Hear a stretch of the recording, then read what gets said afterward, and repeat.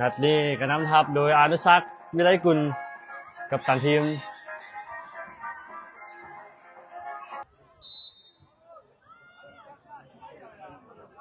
กรรมการเป่าเวทเริ่มเกมการแข่งขันเป็น WAG ได้เชียร์บานก่อนไปที่กล้วยออกขวาไปจะให้ฟรีกลับคืนมาอาที่พลิกไปที่เข้ามาทางแดนกลางอนุสักดิ์หลอกจังหวะหนึ่งบาลจะที่โทนมาเลข2โทนเนี่ยเห็นมูแล้วจะให้ยังบ่ให้นะมาที่อนุสักดิ์แต่งเข้าซ้ายอนุสักดิ์ยิงหูตีเสียผู้สาประตูได้เป็นบาลเตะมุมเนาะผู้สาประตูปัดออกหลังไปเข้ามาผู้สาประตูปัดออกได้มาอยู่ที่พลิกนำได้ให้คืนมาที่แลมโบให้เข้ากลางมาที่หมายเลข2ยิงยังเซฟได้เราผู้สาประตูของทางด้านฟุตบอลสตาร์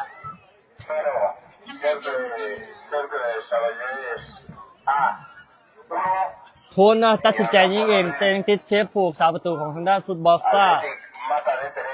เป็นบอลเยอะของฟุตบอลสตาร์ไปยาวขึ้นไปซาลาเบอร์ซี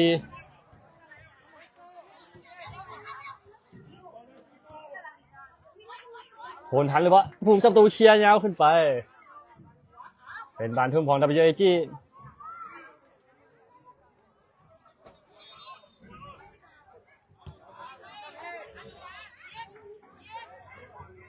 งเป็นการ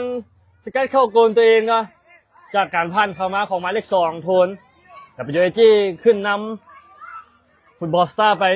1-0จากการพันเข้ามาทางหน้าประตูและสกัดเข้าโกนตัวเองของทางด้านฟุตบอลสตาร์มาที่หมายเลข8จะให้เขาในแต่ถึงดักได้มาที่หมายเลข2จะให้อนุสักดิ์อย่างหัวพานบาลอยู่ที่หมายเลข11ฟุตบอลสตาร์เตะอัดออกไปเตะยาวขึ้นมาถึงอนุสักดิ์1-1กับผู้สาประตูยังได้อยู่ยิงได้หรือบ่ยังแฮกผ่านเข้ามาบ่ผ่านมาอยู่ที่พลิกให้ออกมาโทนยิงเป็นประตู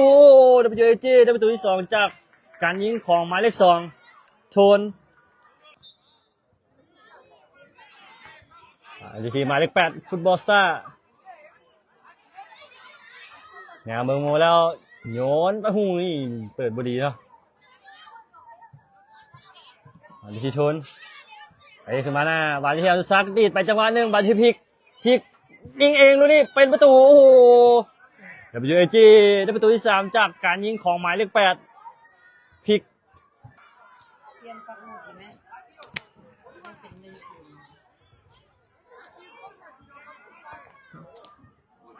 บาลที่หมายเลข8ของฟุตบอลสตาร์ให้คืนมาออกทางด้านซ้ายหมายเลข4แยกจังหวะหนึ่งโตไปขึ้นบาลที่ฝั่งซ้ายหมายเลข14ถึกยังไม่ได้โทนให้มาที่อนุสักดิ์แยกเข้าซ้ายอนุสักดิ์ยิงเองสลับลูกนี้เข้ามือผูกสาประตูไปยาวขึ้นไปผูกสาประตูฟุตบอลสตาร์นายเคลียร์ขึ้นมาหมายที่หมายเลข10ของฟุตบอลสตาร์จิ้มมาบดีอนุสักดิ์จะพลิกจะถึกดักไปได้ก่อนเวเกตออกไปทางด้านซ้ายให้เข้าในให้บดีวัติกล้วยออกมาที่หมายเลข2โทนแนวเมืองอนุสักดิ์แล้วให้มาเข้าซ้ายยิงเองหรือเปล่าอนุสักดิ์ยิงเข้าข้างประตูไปเป็นบอลตั้งเตะจากหน้าประตูฟุตบอลสตาร์ให้สั้นๆมาที่หมายเลข11เข้าในยังบ่พันกล้วยมาที่โทนออกมาที่อนุสักดิ์แทงให้โทนแต่จังหวะหนึ่งโทนสั้นเกินไปมาที่อนุสักดิ์หักเข้าซ้ายอนุสักดิ์ยิงเป็นประตู WAG ได้ประตูที่4จากการยิงของหมายเลข10อนุสักดิ์วิไลกุล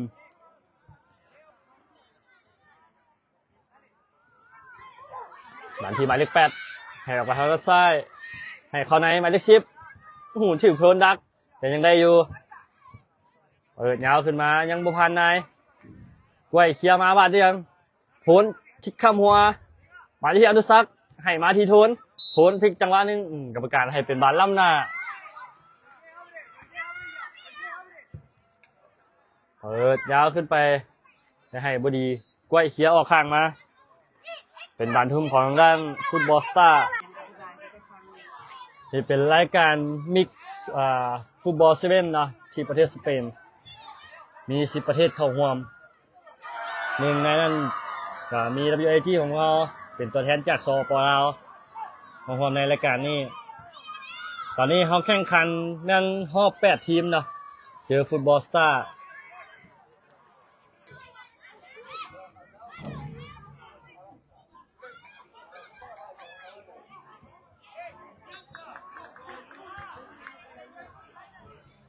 อยู่ที่อนุสักแต่ยาวหูทันบอลลูกดิอนุสักเข้าซ้ายยิงเองติดเชฟผู้สาประตูซ้ำด้วยขวาหูยังติดบอกโมงอีกมาหนึ่งยังติดเชฟโอ้จะซ้ำได้หรือเปล่าหูยังบ่ได้โอ้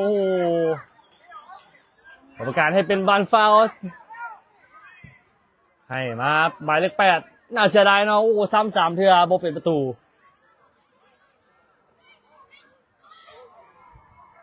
กรรมการให้เป็นบานได้เปรียบบานที่โทน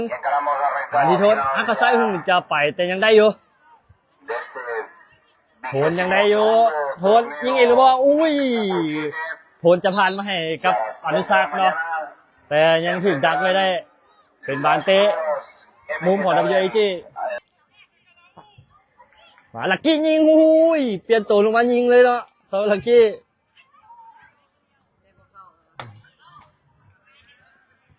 เปลี่ยนกับพลิกเนาะ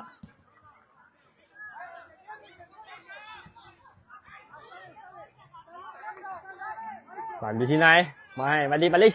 15ลักกี้ลากใส่ลักกี้จะให้โอ้ยไอแห้งเกินไปโอ้แห้งเหลือล้นเนาะสำหรับมาเลข15มาเลข15เนาะอายุเพียงแต่9 ปียังดูดโป้มืออยู่ตาลักกี้มาที่โทนยังปั๊มได้เข้าขวายิงเองหรือเปล่าลูกนี่โทนสวยงามลูกนี่WAG ได้ประตูที่5จากการยิงของหมายเลข2โทน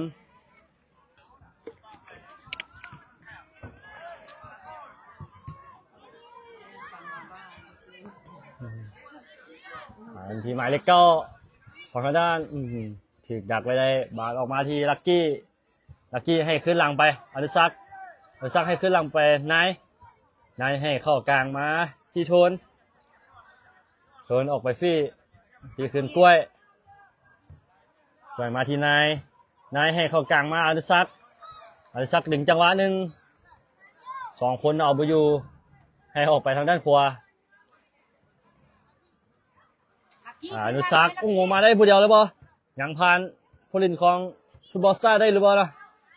ให้มาที่ลักกี้จะไปเองแต่ถึงดักไม่ได้แต่ว่านำเก็บบาลมาได้เนาะลักกี้ให้ออกมาทันหรือเปล่าตรงนี้บ่ทันเนาะลักกี้บ่ต้องขึ้นสูงนะลักกี้มาที่กองหลังของทางนั้นฟุตบอลสตาร์ให้เข้ากลางมาถึงเคลียร์ไว้ได้นะกล้วยขออภัยบานอยู่ที่มาให้ที่อนุสัก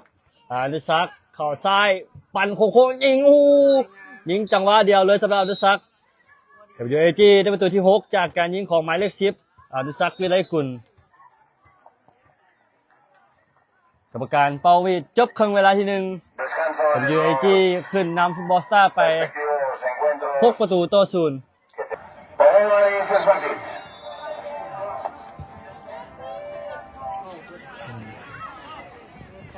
เข้ามาชมในครึ่งเวลาที่2กันต่อการวิทยานุสักให้เข้ากลางมาตอนที่นายให้มาที่ลักกี้ดึงจังหวะหนึ่งให้ขึ้นหลังมาที่นายเสียบานไปบานอยู่ที่ฟุตบอลสตาร์ลากเงาเกินไปถึกกล้วยดักไว้ได้ ทิฟฟี่เป๊ปซี่นะให้ขึ้นหลังมาที่กล้วยออกไปทางด้านซ้ายให้นายเนาะ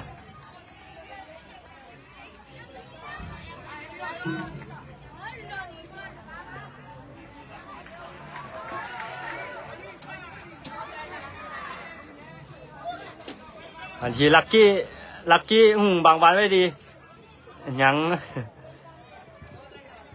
ให้ขึ้นหลังมาที่กล้วยมาเลข14กล้วยเนี่ยเมื่อมูแล้วจะให้ยังบ่ให้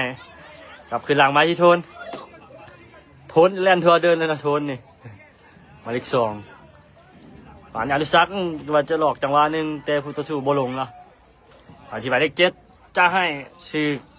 ธันวาดักได้เปิดเงาขึ้นมาผู้สาประตูทางด้านฟุตบอลสตาร์จับบานบดีหมายเลข6นาย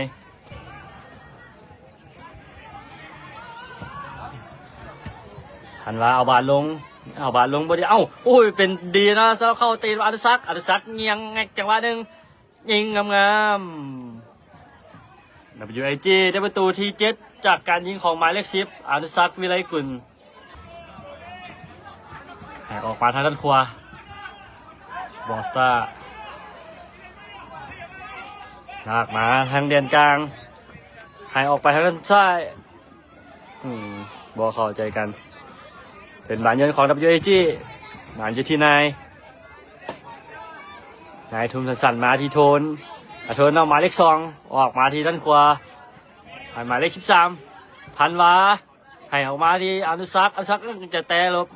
แต่ยังบ่ผ่านผู้เล่นของด้านฟุตบอลสตาร์แต่ยังนำบานเก็บมาได้คืนกรรมการว่าล้มง่ายเกินไปบานอยู่ที่ฟุตบอลสตาร์กล้วยยังดักได้ให้ออกมาที่นายเอาบานลงได้สะดุดหนึ่งแต่ให้มาบดีบาที่บาเลเก้าฟุตบอลสตาร์โยนมายังโบพันผู้เล่นของ WAG บอลสตาร์เชียร์ยาวขึ้นมาโทนเชียร์จังหวะเดียว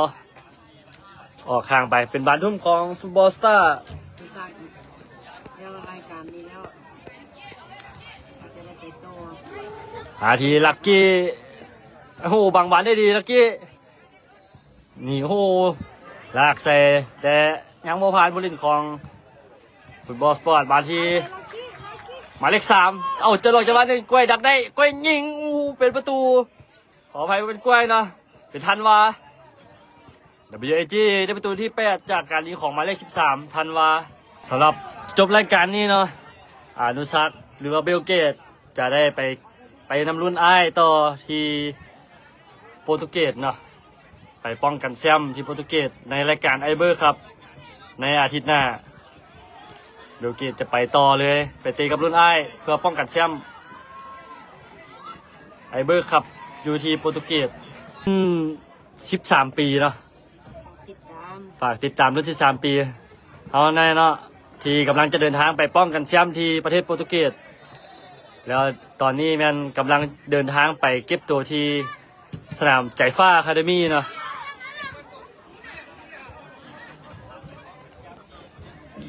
แล้วอนุสักก็จะได้ไปพร้อมรุ่นอ้ายเพื่อเก็บเกี่ยวประสบการณ์อยู่ที่หมายเลข2กลับขึ้นมาสู้เกมเขานะปานอนุสักแยกจังหวะหนึ่งให้ลักกี้จะให้กับน้องเพิ่นแต่ให้บ่ได้ถึกบอกไปได้ก่อนลักกี้กับอนุสักนี่เป็น2ไอ้น้องกันนะได้ลินในสนามเดียวกันในรุ่นเดียวกันถือว่าหาได้ยากเนาะ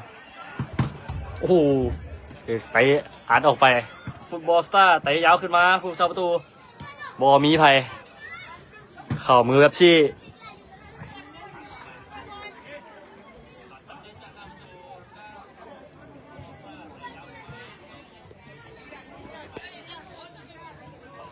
โถนแทงจะให้กับลักกี้บอพานผู้เล่นของฟุตบอลสตาร์ให้เขาในหวานอยู่ที่อนุสักทางด้านซ้ายแทงจะแทงให้ลักกี้แต่ลักกี้บ่เข้าใจไอ้ยาวขึ้นมาแบบซี่เกือบเป็นประตูจี้กล้วยให้เขาในอนุสัก ลากใส่อนุสักลากไปแล้วให้มาที่อนุรักษ์หรือว่าลักกี้เนาะอนุรักษ์แต่ยาวแต่หลบยิงเองเลยลูกนี้สั่งจังหวะแล้วยิงเองเนาะสำหรับลักกี้รุ่นสืบทอดจากอ้ายเนาะเอกราชแล้วก็อนุสักอนุรักษ์นะสามพี่น้อง Juega su compromiso delante del Valencia Club de Fútbol en el campo 8 y en el campo 9 el Roots Fútbol Academy ขามขานออกไป juega su เพียง compromiso บานตั้งเตะจากหน้าประตู Academy. ผลเอาบานลงได้ Gracias. เข้าใจเป็นอย่างมันต้องยิงแบบนั้นวะ กวยออกไปทางด้านซ้ายให้ที่นาย ¿De dónde sois? Lao.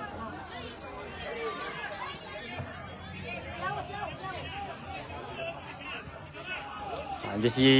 กล้วยออกมาที่นายออกมาที่โทนเอาคืนมาลินสบายนะลินง่ายแล้วเนาะสำหรับ WAG อนุสักหลอกจังหวะหนึ่งแต่ผู้ต่อสู้โบลงหลังจากที่หมายเลข3ไปต่อหมายเลข7โอ้ยทันมาซอยได้ทันลูกนี้ WAG เกือบถึกตีใครแตกเหรอ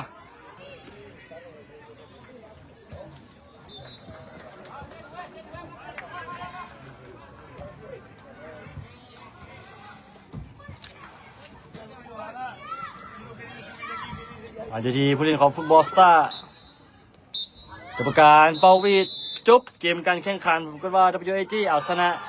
ฟุตบอลสตาร์จากสเปนไป8-0